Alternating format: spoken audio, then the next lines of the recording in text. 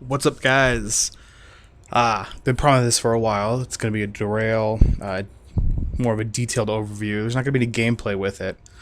It's just going to go over how I play my Derail, how I tune him, the cores I use, etc., etc., etc. I recognize it's been a while since I uploaded any videos. Been busy. I had this recorded previously, so I'm having to record it again. My external hard drive took a dump on me, lost all my videos, so whatever's on YouTube is not backed up. So let's fingers crossed that they don't delete any of my videos. They like to do that every now and then. Anyways, so Derail, Silver Founders bot, previously thought complete garbage, horrible, couldn't move, couldn't do damage, complete and utter garbage. Decided to troll around on Decepticons one day, and I realized I'm actually pretty good with this guy. Not to toot my own horn here, but I'm pretty decent with him. He is a melee fighter. I know the weapons both say mid-range. He's melee. You got to be up in the middle of everything. So starting off here, the number one weapon, the Avalon Beam Gun. This is the bread and butter. You'll use this the most, or rather, I use it the most. It's a 3/3 Omni damage with a range of 4. Mid-range, doesn't do too bad. I don't often use its S-Tech, because it doesn't do extra damage, and I play all my bots, very offensively. However, the utility in a group setting is actually really good. It reduces the damage dealing. I don't quite know the exact percentage, but it's enough to save your healer if he's being focused. The fun weapon, the Mind Deployer. It's a little buggy right now as I'm recording this. I've been shooting it, and it'll use up an ammo, but the mine won't spawn. That usually happens when you're trying to shoot through something, or through, like your mining energon, you're trying to shoot past it. It's some, I don't know, bugs out, won't use it, so make sure you're shooting to the sides or in front. The Mind Deployer in my gameplay, I won't use it unless it's a big AoE fest. Both sides are there. It's 4 versus 4. I'll just start lobbing mines in. That ends up being a better damage overall than just targeting one person with the beam gun. This one, when soloing or 2v2 or anytime it isn't a large group setting, I will pair that with unsafe distance. And what that does is it immobilizes them, sticks them in place, and I can back up a few feet, 3 mines, S-Tech mine, and assuming their shields are gone, it'll one-shot them. They'll be dead. Game over. So, Derail as a hybrid obviously has a healing weapon, number 3. Not a big fan of it. It was recently buffed in the patch today. As of, what is today, the 20th? I believe it's the 20th of August. And it charges twice as fast now. It takes 1 second to get a full charge. Haven't really tested that out yet, but reading the posts, they said that its healing was adjusted to make it the same overall healing. I'm just able to bigger heals faster, you know. This is the long range. This can reach all, for the most part, across the map. It's not quite as long as, say, a catapult or a dust storm sniper rifle, but it's enough to where if you know you're not going to get there in time, you can just transform, start shooting heals as you continue to close the gap. Alright, now we get into the equipment, which defines Derail's need to be up in the melee, up in the middle of the fight. Number 4 equipment was the minefield. What this does is it spawns an omni damage dealing mine at your feet, literally under your feet. One thing I have noticed with this is you can't just stand in one spot and drop 5 mines exactly in the same spot. I don't know if it's a bug or what, but I find that I have to, at the very least, move it an inch, a centimeter, a millimeter to the side, and it'll drop one right there, so they're virtually on top of each other, but directly on top. It's never worked for me. Usually, I will use this when I'm chasing somebody down, or I have people chasing me, like Swagger. Eats Swagger alive, because Swagger's all melee with those damn swords. You drop that bitch, ooh, game over.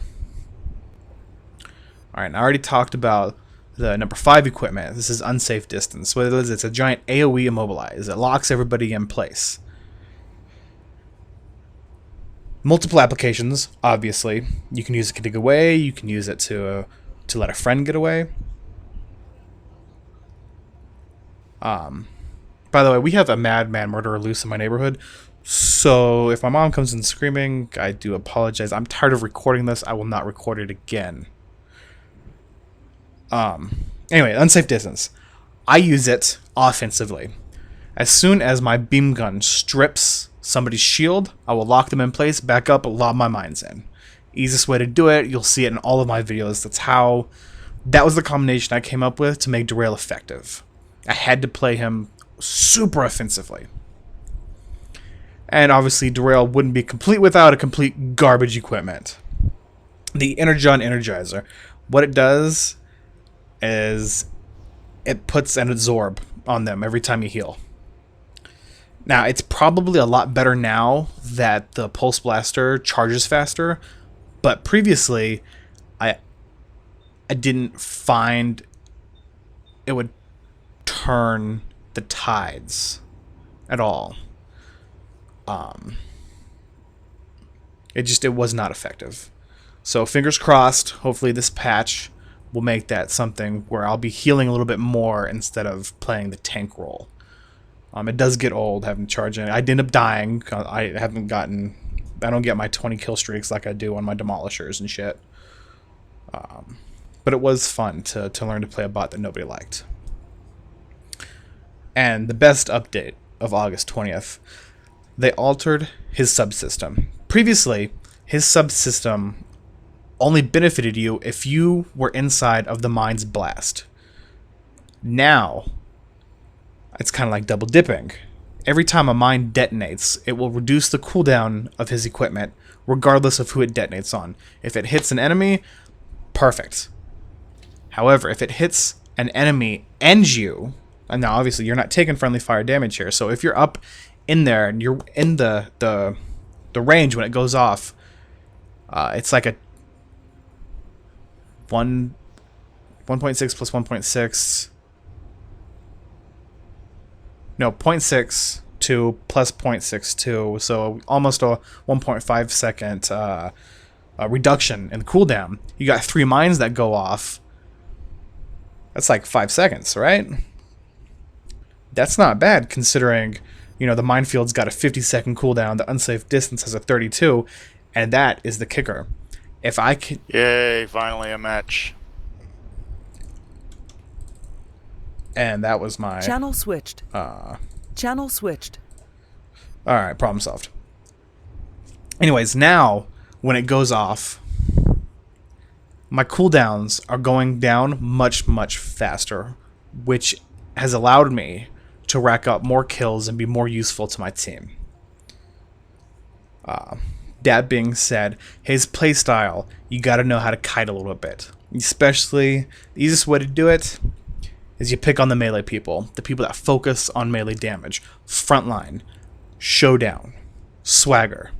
They will follow... I've seen it multiple times. They will chase you, follow you, and become completely tunnel visioned on just focusing on you, that they'll miss the mines you're kiting them into. Let's switch over here to vehicle mode. The Surge Cannon. I've never been a fan of charge up weapons. But for a vehicle weapon, it's got immense range, and it does hit like a truck. Fully charged, I've seen this thing hit for 120. I don't recommend chasing in Derail. he is still slow as hell. I mean, it's amusing when you get to chase somebody and they're just hitting everything and you're just chasing them. It is hilarious. I use this primarily as an engaging. I'll charge it up full blast, shoot it, middle mouse button, or Q, I think. I don't recall. I use the middle mouse button. And I Q in for the alt attack and see a slam down. It's really good entrance. I find when I do that effectively and my slam doesn't miss, about 8 out of 10 times, assuming they don't run away, I will win that fight regardless of who I'm fighting. Just regardless. Alright, moving on to the vehicle equipment. This ability is the only way Derail heals himself. You cannot transform, use it, and transform back. If you transform back to bot mode before the end of this hot, you lose it completely. I've done it many times on accident, on purpose, because I wanted to kill. I use this after a successful kill. Most of the time, I'm not going to be staying in to fight 3 or 4 people at a time. I'll get my kill, and I'll retreat. I'll get my kill, and then I'll retreat. So you pop that, hit the repair, which is substantial. I haven't met anybody that can out DPS the heal. Now that being said, after it's off, blah, blah, blah,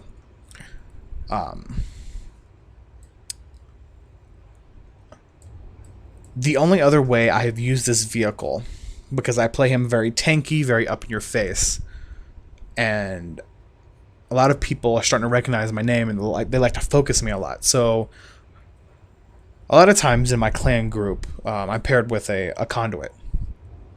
And the vehicle armor on this thing is absolutely intense. I want to say it's 33%.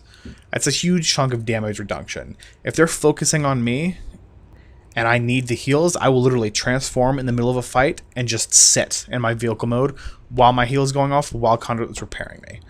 That is the only time I ever justify transforming in the middle of a fight. Only time. And it's only on Derail. No other vehicle can pull this off. Unless you're running. Obviously, then you want to be transformed. Oh, right.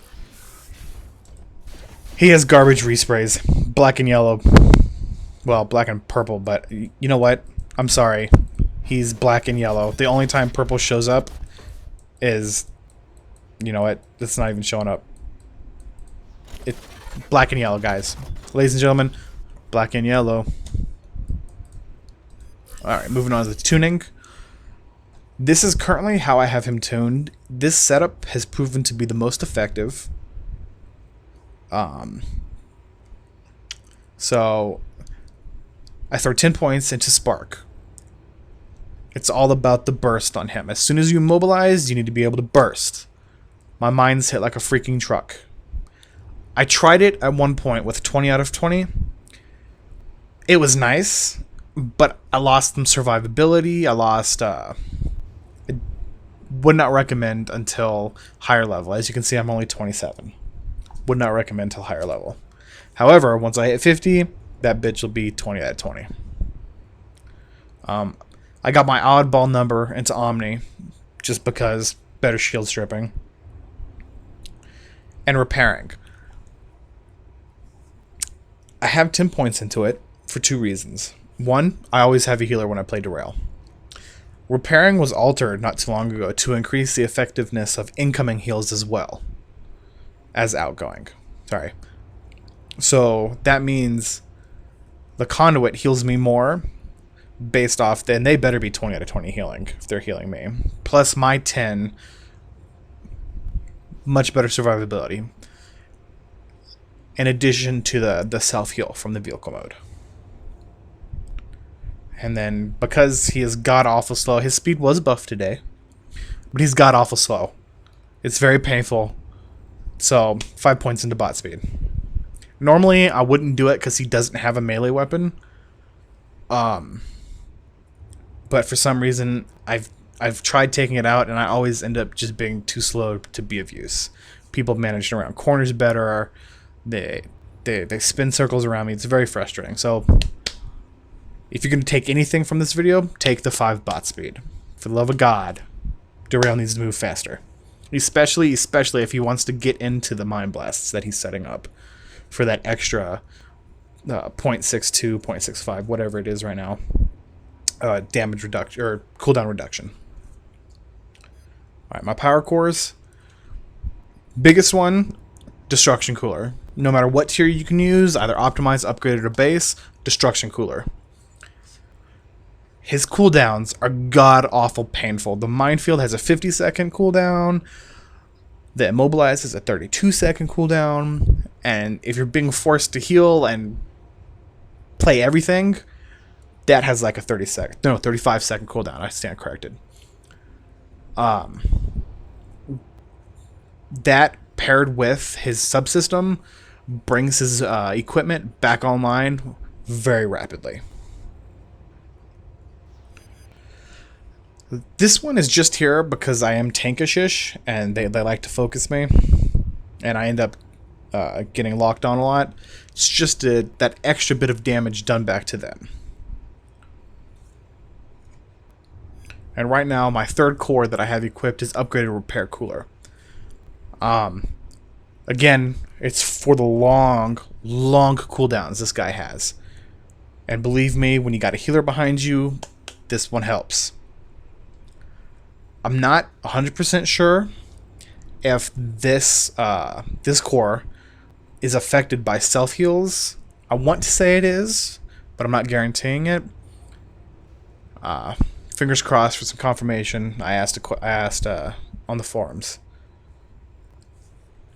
Alright.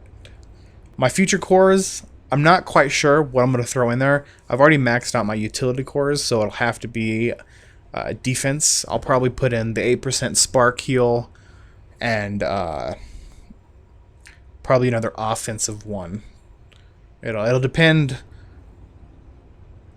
It'll probably be the virus detonator. Now that I think as to what my organized Okami team is going to be, we have some virus thrower outers. I like that word, thrower outers. So I'll take that for the extra 7% damage. My consumable, if you haven't guessed by now, it's spark damage. All of my damage comes from the mines. I usually let my allies strip the shields while I kill the mines. Spark with the mines. And then obviously mining probe, always go with the highest one you have. Should be a Mark III. So yeah, that is my little spiel on Derail.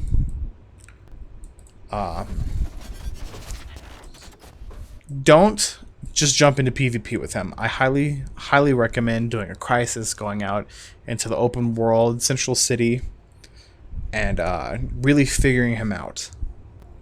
It does take a little bit of finesse, and sometimes a bot is just not for you. For instance, I can't play Swagger for the life of me. I've tried. Can't do it. I don't like Dust Storm. They're too squishy. I need somebody who's a bit more bulky. That being said, I've been playing Firebreaker and Macro. 0 defensive, 0... Well, no, that's a lie. Firebreaker's got some heals on him. But they're a bit squishy, but I've been able to alter it enough. Anyways, hope you guys enjoyed that. Don't forget to subscribe, share it with your friends. Feel free to ask any questions. If I forgot anything, if I didn't answer anything, just let me know. I've never been one for public speaking. Not that this is public speaking, but it's close enough. Anyways, you guys have a great night. I'm going to get back to playing some Firebreaker and Macro. Taking a break from Derail. Everybody's a little too used to me playing him. I got to throw them off. Take care.